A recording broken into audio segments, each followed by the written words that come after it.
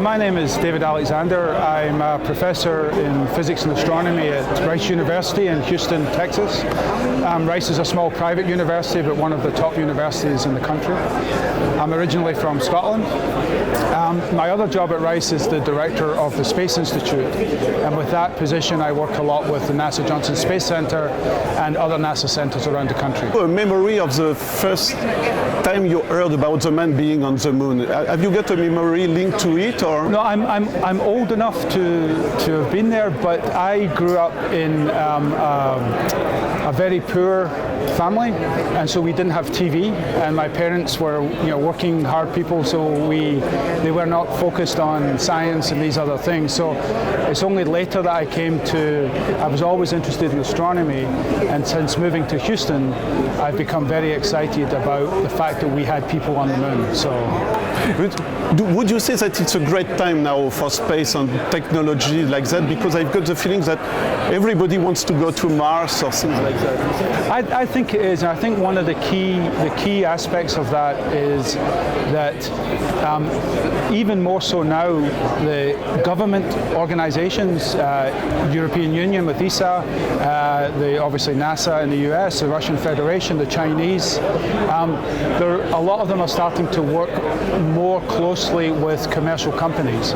And so for me that's exciting, because the innovation that government is difficult to innovate in government, as we know in this part of the world too. But when you bring in the commercial companies, not just contractors, but commercial companies who want to go for their own reasons, that's becoming very exciting. That's what I wanted to ask you, because I saw a conference you made, and you were talking about democratization, and I think that's the main thing for you, no? I think so. I think one of the challenges for space has always been how expensive it is. That's starting to change with companies like SpaceX and Blue Origin in the United States creating reusable rockets. Then the cost to go to space is coming down.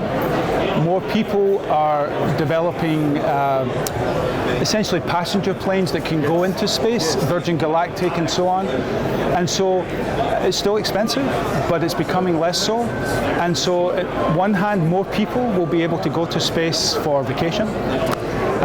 But I think on the education side, which is much more important, with CubeSats, which are these small 10 centimeter by 10 centimeter by 10 centimeter satellites, very cheap.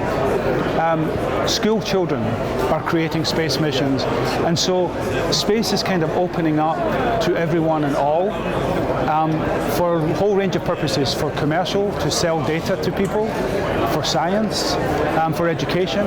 And so to me it's a different, this sounds very corny, but it's a different world in space now.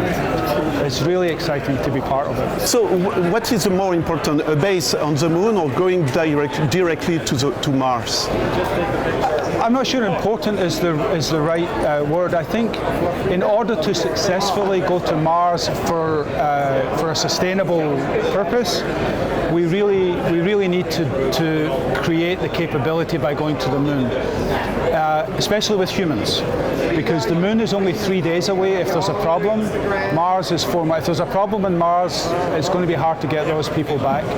But the moon, we think we can do it. So for the moon, we have to prove all the different technologies, the life support systems, the long duration training for astronauts, which is not just the physical part, but it's the mental part. The astronauts on the space station can talk to family in real time. On the moon, there's 1 or 2 second delay. Mars, 17 minutes, 20 minutes, 30 minutes. So it's important to find out what all the problems are. We need to develop, I get excited talking about space, so I talk too much. But we also have to, one of the challenges is how much resources you need to take with you. If we can work with the moon to work out how to create water, take water and create oxygen and hydrogen for fuel, then we have the means to survive for longer without having to constantly rely on the Earth. And that to me is crucial for a sustained presence in space, for people working, for vacation, for providing resources back to the Earth. There's so many opportunities as we go forward, but we need to prove the technologies, and it's better to prove them when we have a little bit more control, and that's where the moon comes in. It means that you had to meet a lot of people to convince them, no, I guess? Well, I think it's an interesting challenge. I mean, when you think about the Apollo now, we're celebrating the 50th anniversary of Apollo here. The moon landing, the Apollo started many years before that. But it's unbelievable what humans did in those days. But a lot of people say, well, that's the past. So why are we looking back to the past? And I think there's a lot of lessons to be learned from looking at the past. And I think the excitement is there. I think we need to be able to convince the public that, yes, it's expensive, but the return for sustainable life on the Earth. We're worried about clean water, we're worried about the atmosphere, we're worried about energy. If you can survive in space, you're providing all of that in a sustainable way, and there's lessons from that, the technologies that we can apply on the Earth. So I think we need to stop thinking about, we do have to have a good reason to go, but we should stop thinking about how much it costs compared to something else, and think about the larger benefit. And if it turns out that's not strong enough for some people, that's okay. It has to be a discussion. Does it imply that new jobs will be created? Well, I think so. So NASA has a great phrase where they say that when people complain about how much money NASA gets, they say none of it is spent in space. It's all spent on the ground. And so that creates jobs. So as you start to build, again, if you go back to democratization, if there are more people in space, if there are more companies in space, if there are more satellites, if there are resources on the moon or Mars, someone has to produce all those. The Martians are not going to do it for us, so we have to do that. And I think something that's important, given that we're in France right now, is this has to be an international partnership. Not just because of cost again, but because everyone has a vested interest. No one owns the moon. No one owns Mars. So we work together, we do the best, and the benefits come back to everyone on the planet Earth. So that's to me, that's my big aspiration, is that we all work together and we do it for the right reasons, and we all benefit. I think of science fiction movies. When I was a kid watching Star Trek or things like that, everybody was working together, if you see what I mean. And I've got the feeling that it's starting to be like that now. I am just like you. I believe that's how it should be. And there are still some problems, obviously. We know what's happening in Europe. I'm from the UK. We know what's happening there. We know what's happening in the United States, Russia. There's lots of problems on the planet Earth. But when you think about what the International Space Station has done, it was nominated for the Peace Prize for a reason. Even when America was in conflict, or at least not good relations with Russia, Soviet Union, they still work together in space.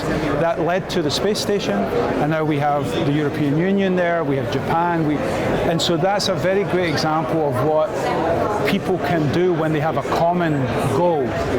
And I think we feel that that's what space does for us. It brings us all together, partly because it needs to, and partly because, again, we do not own anything in space. So we can't go and claim that it belongs to Scotland or France or whomever. Very last question. Do you think it will start quickly or it will take time? Well, it always takes time, because especially if it's humans, you have to do it safely. And right now, until the commercial companies have a stronger business plan so that they can invest the appropriate resources, and that's happening. The amount of investment from private enterprises is going through the roof. It's growing exponentially. But to get even the right resources back to the moon. In the United States right now, we're talking about 2024. The NASA administrator is here. He's from Rice University. He's a student from Rice. He thinks it can be done, but he's not. He's realistic. It's going to mean everybody working together, everything being perfect, which it will not be. So I think 2024 personally is very ambitious, but if we at least try for that, 2028 might be achievable. If we can work more internationally, we might be able to do more in the same time frame.